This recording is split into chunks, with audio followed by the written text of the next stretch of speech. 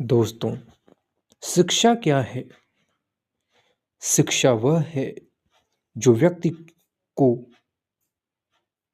कैसे प्राप्त होती है, कब प्राप्त होती है और शिक्षा का उद्देश्य क्या है, ये शिक्षा निर्धारित करती है। शिक्षा आपको विद्या और विनय से अभिभूत करती है दोस्तों। शिक्षा आपको विनय प्रदान करती है। शिक्षा आपकी आत्मोन्नति में सहायक होती है। कहते हैं कि शिक्षा का अर्थ होता है ज्ञान प्राप्त करना, जिसके माध्यम से हम अपने संस्कारों और व्यवहारों का निर्माण करते हैं दोस्तों। शिक्षा हमें योग्य बनाती है और हम अपने वातावरण में समायोजित होकर अपनी आवश्यकताओं एवं निहित योग्यताओं का पूर्ण विकास कर अपने परिवार को, समाज को और राष्ट्र को किसी विशिष्ट योगदान कर सकते हैं। अगर आपके अंदर शिक्षा नहीं है दोस्त, तो आप समाज में अपना योगदान नहीं दे सकते।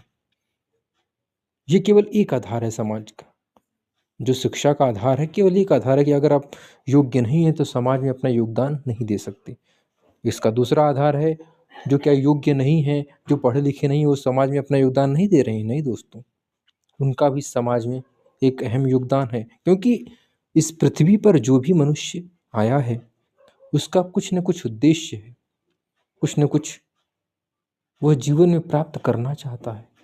और ये शिक्षा हमें सिखाती है कि हमें क्या प्राप्त करना है और कैसे प्राप्त करना है और कब प्राप्त करना है दोस्तों। अगर आप शिक्षित नहीं हैं तो अपने दुर्गुणों को और अपने गुणों को पहचान नहीं सकते दोस्तों। इसलिए गुरु रविन्द्रनाथ टैगोर जी कहते हैं, शिक्षा का मुख्य उद्देश्य आत्म साक्षात्कार है, मतलब स्वयं को जानो, जिसका अर्थ है कि आप स्वयं में सार्वभौम आत्मा की प्राप्ति करना चाहते हैं।